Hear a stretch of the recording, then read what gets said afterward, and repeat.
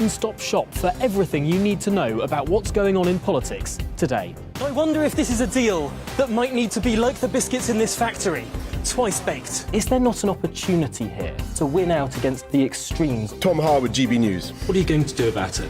Things should have been done differently, and they certainly are being done differently. Don't miss it. The Briefing with me, Tom Harwood, 9:30 Monday to Friday on GB News. Every morning from 6 o'clock, we'll wake you up with GB News Breakfast with all the stories you didn't know from the night before. So whether it's serious news, entertainment, or your own news from all over our great nation, we're here to kick off your day with a smile. The national media should be reflecting and reporting what's happening here. You will notice the northwestern accents.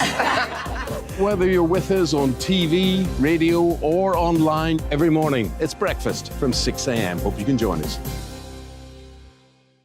We are GB News, right across the nation. You can get us on television, on radio, on digital. We're absolutely everywhere. Amazing! You see, amazing! You remind me of me in the European Parliament. But here's the most important bit. We are not part of the mainstream establishment. We think and speak just like you do. We are the People's Channel. Magnificent. That's really, really thoughtful. Come and join us on GB News, the People's News Channel. Join me, Nana Akue, Saturday and Sunday afternoons on GB News. Expect fiery debate and passionate discussion as me and my panel tackle some of the biggest topics hitting the headlines. It's a place for everyone's opinion. No one gets cancelled, but no one gets an easy ride. Oh, she's on it today! Be ready for conversations that are fierce, frank, and of course, fun. Every Saturday and Sunday afternoon from 4 p.m. on GB News, the People's Channel.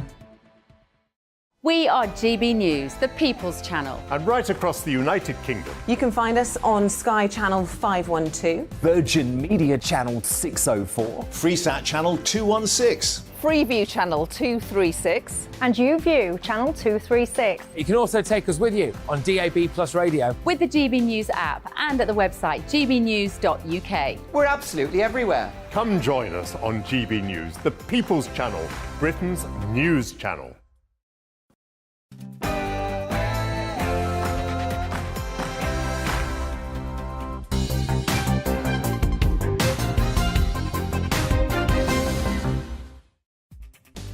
Westminster versus Holyrood, strikes legislation, bent copper in the Met, and so much more. This is a very busy week in politics, and we're exploring it all here on The Briefing after the headlines.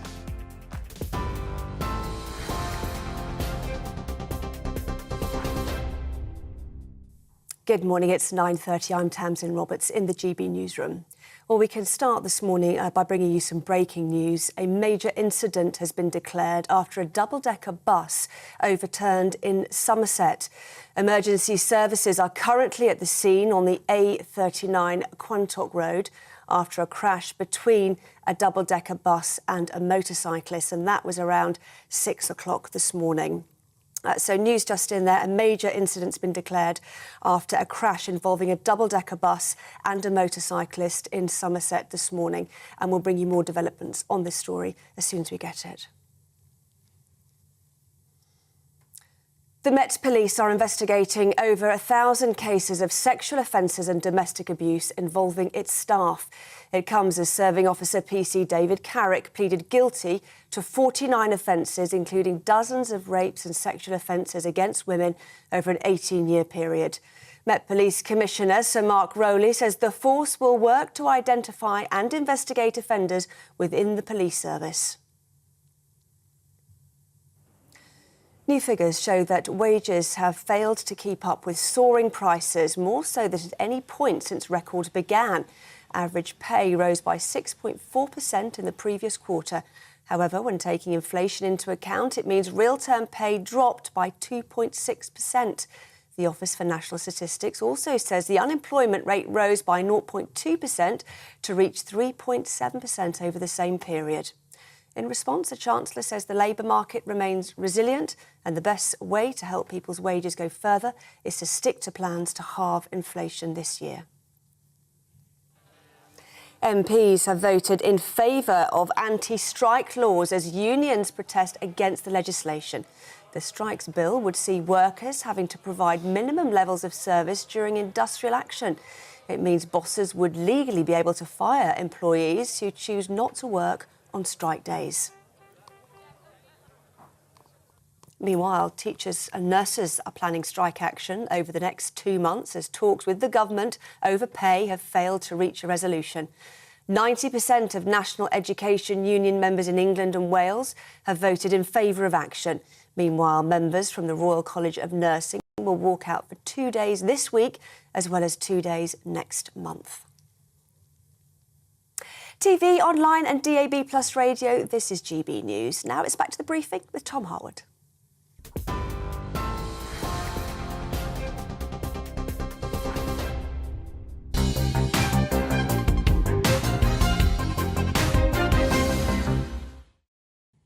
A very good morning to you. It's 9:33 and this is the briefing with me, Tom Harwood, on your TV and your radio. Now, this busy week in Westminster has got even busier, with a big vote on minimum safety levels last night finally uniting the Conservative Party. Who knew that all that it would needed to bring Tories together again was some 1980s tribute legislation? And they did look rather happy last night. Well, today we can expect to hear more from the Scottish Secretary over his unprecedented decision to Section 35 Scottish gender reforms, an unprecedented move slapping down legislation from the Scottish Parliament. Plus, Rishi Sunak has bowed to populist pressure, promising to include a threat to imprison tech execs in the online safety bill. What will that do to any tech company looking to start up or indeed invest in Britain? Well, let's go now to our political editor, Darren McCaffrey, who is outside number 10 as cabinet ministers have been walking in through that famous shining black door for a cabinet meeting this morning. Darren, there is so much to go over, so much happening this week. What are we expecting the Prime Minister to be saying behind that door? Well, it's always quite extraordinary, isn't it, Tom, as you well know, that you think the big issues this week, we've got, strike action going ahead by teachers now just next month. In a couple of weeks' time, we know nurses are on strike again tomorrow. You think, OK, they may well be talking about strikes, or they could be talking about, as you say, the changes to the online harms bill, or they may be looking at this potential constitutional crisis, if you like, between Westminster and Holyrood over that evoking, if you like, of Section 35 of the Scottish Act. And yet, actually, they tend to talk about something completely that's not in the news. And we'll have to wait and see. We get the readout, don't we, from Cabinet when the meeting has happened. And as I say, it is all for naught on the big issues of the day. It could be on the Ukraine war, it could be on the state of the British economy, it could be on a whole range of different issues. So frankly, even though the newspaper headlines, as you say, are focusing on those other big issues, actually Cabinet, perhaps maybe unsurprisingly sometimes, tends to focus on other things too. Yes, it's interesting. I think at the last cabinet readout we received, they were going on and on about the King's coronation, which I'm sure will be a lovely big event for the whole country, but it doesn't seem like it's particularly should be at the top of the agenda for politicians today. Let's talk about strikes first of all, because last night Conservative MPs, for once, seemed pretty united. This seems like it's the only big piece of legislation that hasn't seen sort of countervailing amendments coming from within the Conservative Party. Yeah, it's interesting you mentioned it, didn't you, that Rishi Sunak's not yet been defeated in Parliament, but that's because actually on a whole raft of legislation he's had to cave in to his backbenchers so far in order to see off any potential defeat. But you're right also in saying that last night MPs from both parties actually very united behind the whip, if you like, with the Conservative Party passing that bill, 309 votes to 249 in the Commons, in order to bring in these minimum levels of service in some of the key industries in terms of health and in terms of the railways, to try and prevent effectively strike action from happening in the future that will cause major disruption. Now, the big point we should make about all of this is that this is only the start of the legislative process. It will need to go through the House of Lords and then back into the Commons and get royal assent. And while that is likely, I suspect the Lords will try and hold it up a little bit. It is not going to have an impact on any of these strikes that we're seeing in the days, weeks and months to come. So yes, the Conservative Party is united on this. As you said, it seems to hark back to a couple of decades ago, but that's where we are today, effectively in a winter of discontent. But in the immediate term, it's not going to solve any of the problems that the government are currently facing. Now, finally, the government has made a pretty big decision this week, and that is to enact Section 35 of the Scotland Act, striking down legislation passed by the Scottish Parliament for the first time in the history of devolution. This is a big, big step. Really, really big step. Now, the government's argument in all this, Tom, is that they are doing this because of the law. They're not doing this because they necessarily disagree with the Act, though it must be clear that they do. But they feel that this, the Gender Recognition Act in Scotland cuts across the Equalities Act here in the rest of the UK, and that in the end, they have to protect UK law because it applies to the whole of the United Kingdom. And that is why Alistair Jack has made this decision. We're going to hear from him in the Commons later on. Now, Nicola Sturgeon faces two kind of challenges here, or two potential possibilities. Either she goes back to the Scottish Parliament and she looks at amending this legislation, and the UK government say they are open to that as long as it fits in with the current Equalities Act. So that's a potential out for Nicola Sturgeon. Or she goes down the legal route and tries to challenge the government's decision in the courts. Now, it looks like she's going to do the latter, and in doing so, of course, she will bang the drum saying that it is an outrage, as she did last night, a full frontal attack, she branded it, on the Scottish Parliament, that it is having one of its laws essentially rejected by politicians down here in London. However, as I say, the government are pretty clear that they think they've got a strong legal case in all of this, and they are trying to encourage the Scottish government essentially just to amend the legislation and make it work that way. And I think the other big kind of question here for Scotland, and in particularly for the SNP and Nicola Sturgeon, is where public opinion lies in all of this. Where is the Scottish people in all of this? Are they opposed, as opinion polls seem to suggest, to the legislation in Scotland itself? And in essence, will it actually be that big a deal, if you like? Or actually, will they be more outraged that Westminster has taken this action, and will the SNP be able to exploit that kind of argument that they're making, that the Scottish Parliament is being undermined by politicians here at Westminster? Essentially, will it stoke Scottish nationalism? So there's lots of different threads to all of this. It's quite difficult to work out. We say it's a constitutional crisis. It's clearly a big move. It's unprecedented. It's not happened since devolution. But you know what? Actually, the public in Scotland might not be as concerned about all of this as the SNP would like us to believe. But it also depends on how the government react to all of this here at Westminster. And indeed, of course, if it does go down the legal route, to what the courts say, because that, in the end, will actually be decisive and pretty crucial, I would argue. Yes, again, a very fascinating one to follow. No doubt we'll be listening closely to what the Scottish Secretary has to say a little bit later on today. But for now, Darren McCaffrey, thanks for joining us this morning on The Briefing. Really appreciate your time. Let's cross now to David Maddox, the political editor of The Express Online, because we were just discussing with Darren, David, that this is an incredibly busy week. It seems like, if anything, the sort of calm that the government wanted to impose on everything before Christmas has now turned into a flurry, into a rush. Yes, I think certainly last week and last month, there seemed to be an attempt by the government to actually just kill off news and just have as little of it as possible to try and kind of get themselves through without too many bad headlines.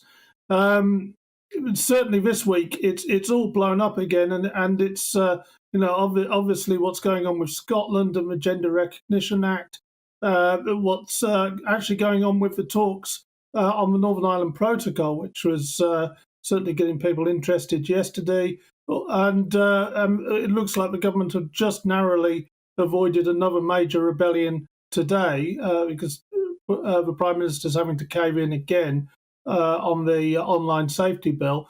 So, it's heating up again for them.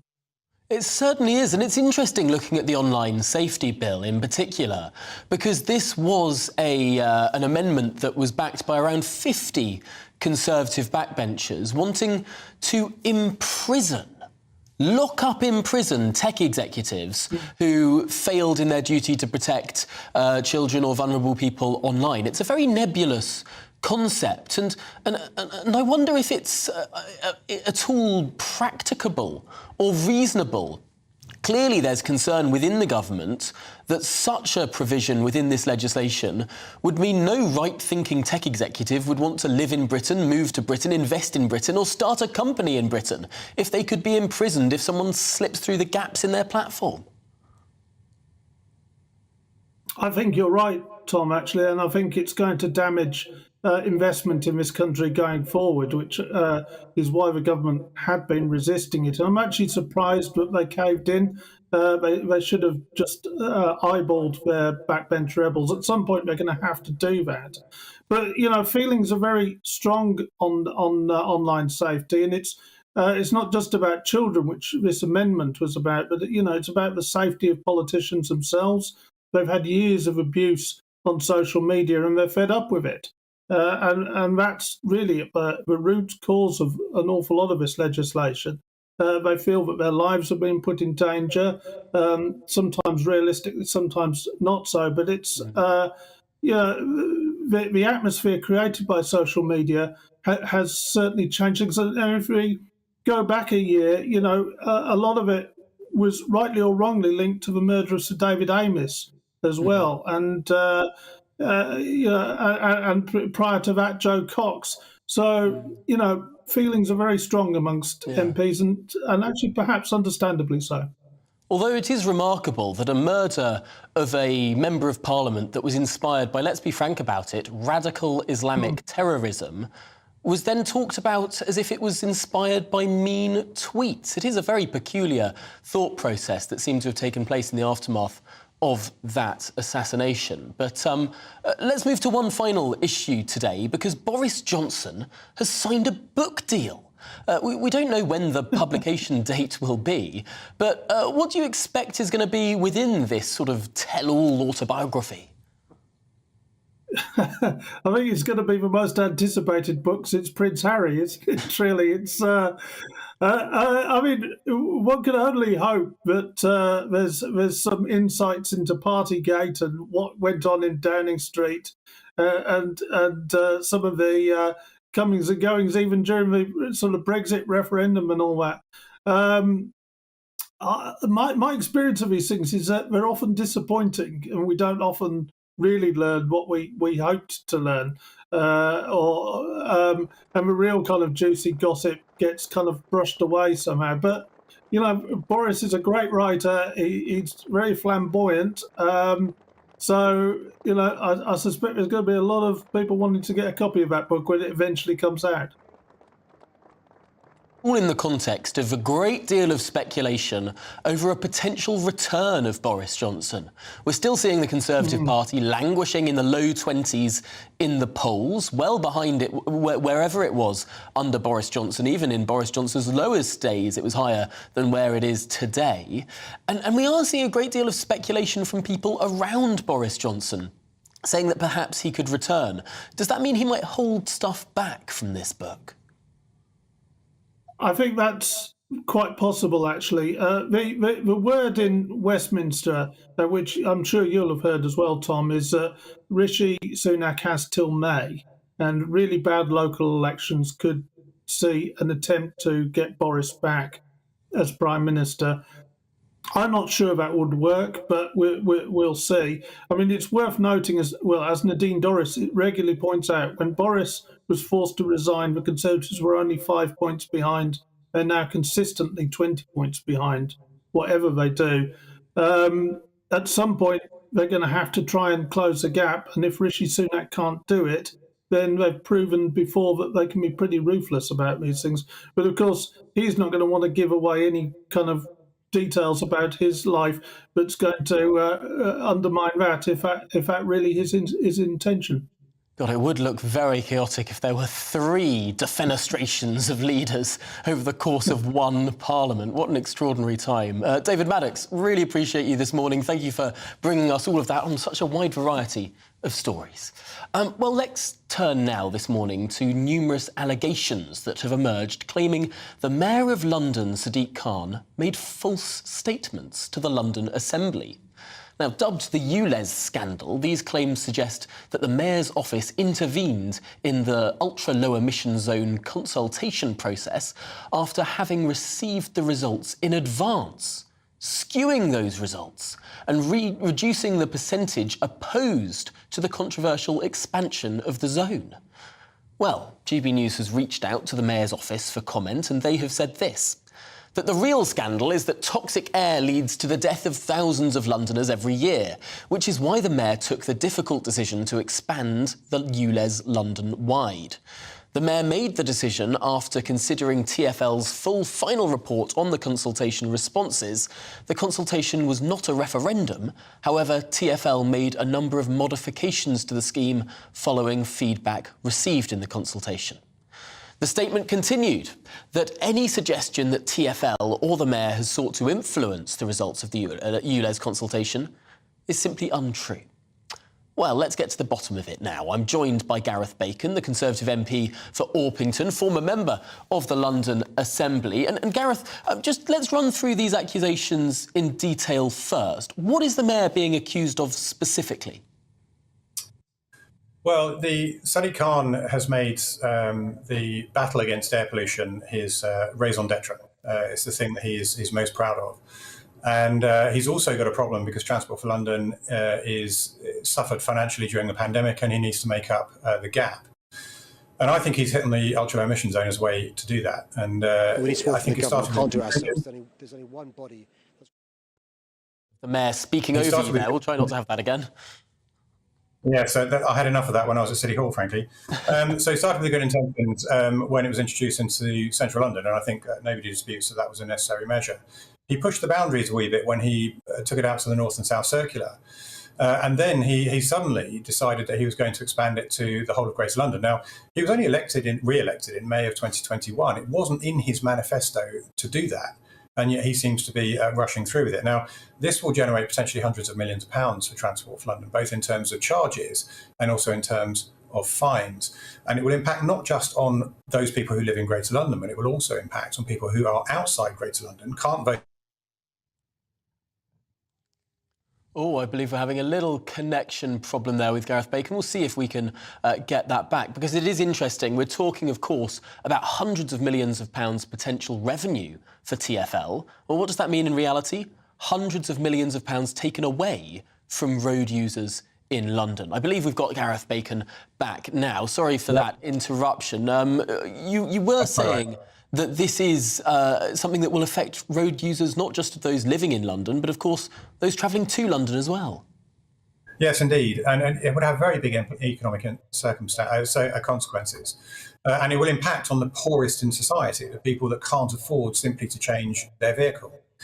But the Mayor is very wedded to this idea, and it turns out the GLA Conservatives have published today a dossier that shows in their dossier that the Mayor has intentionally, it seems, misled the London Assembly in terms of interventions that he and his office have made on the consultation for this as it was going through.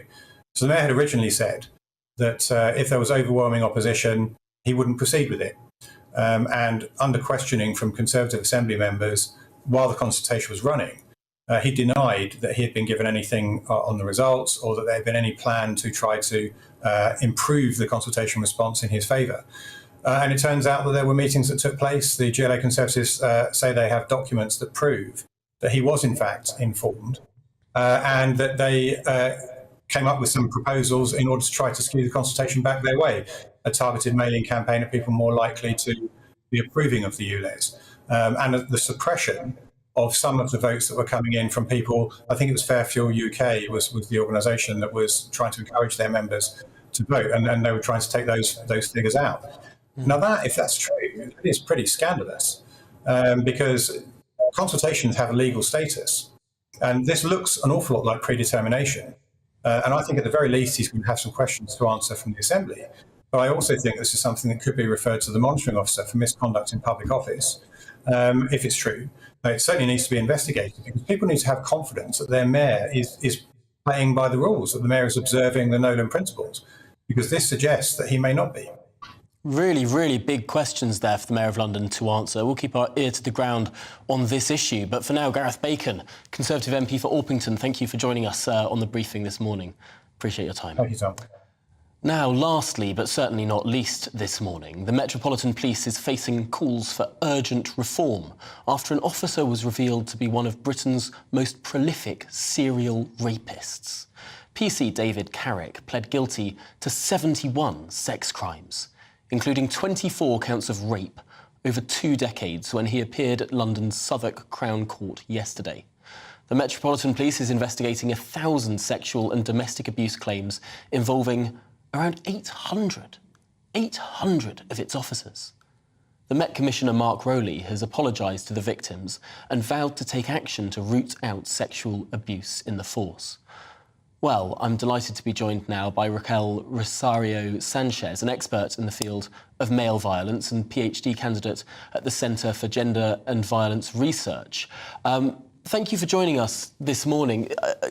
First of all, it just seems extraordinary that we still have these headlines after, of course, the enormous news of the tragedy of Sarah Everard's murder just a few years ago. Thank you for having us, and I absolutely agree. But what that shows you is that perhaps the comments and the quotes they gave to the media, the police, maybe that was not heartfelt. Maybe that was not about looking into the way that misogyny takes place in the police force in a systemic matter. Maybe that was just to placate a public that is so enraged that this is happening, and not so much about uprooting something that is harming so many women and girls. Why is it that we are seeing now 800 officers being investigated in the Metropolitan Police? An extraordinary high number. What is it about the police in particular that might seem to attract more of these sort of cases than other areas in life? I think that the abuser that we are discussing today said it himself better than anyone else. When one of the victims came forward and she asked him, are you worried about doing this while being a police? Don't you worry about your job? And he responded, it is because of my job that I know that I'm not worried. And he also said that at the very top, he was untouchable. So it is very clear in the mind of police who are abusers that they can continue their behavior because they will be protected, because the police force is going to cover their own ranks. And I think that the number from the media that we have seen is that now it's not just 800, it is 1,000. And something that really strikes me is when a woman who has been abused goes to the police and says, when all of those women who were abused by this horrible person go to the police and say, this happened to me, and the police does not believe them, who do they blame? They blame themselves. So we have an epidemic of women who have been assaulted and raped and gone through all of these violent situations. They go to the police for help. The police is more interested in covering their own ranks, protecting their own members, than taking care of the public. And then those women internalize that pain. Clearly, we need to have a functioning police service to run the country. We need to generate trust in the police, and that clearly is not where we are right now for so many people in this country. What does the police need to do? What can be done to re-establish trust? I think that's something that is important that we mention, is that you ask, what is it about the police that sort of creates situations? And we know from research that abusers and perpetrators, people who want to commit abuse against other people, they are drawn to positions of authority. They want to be seen as the authority person that you go to when you want help. They're drawn to those positions. So because we know this based on years and years of research, you would think that the police force itself would sort of go out of their way to ensure that they do everything that is possible to systemically uproot misogynist practices. And that is not happening. One of the things that they could do is they could stop doing this media-friendly comments and bites that they do every time there's a high-profile case, such as this case, such as the Sarah Everard case, all of these other women. What they could do is stop that, actually sit down with the women organizations who are doing grassroots work in the communities, with the women, with the people who are actually undergoing all of this abuse, and just listen to their recommendations and implement their recommendations as well.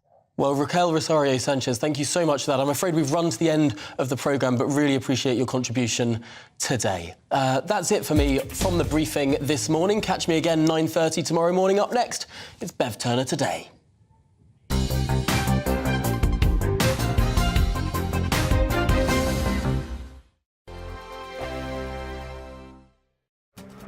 This year on GB News, we've got brand new members in the family.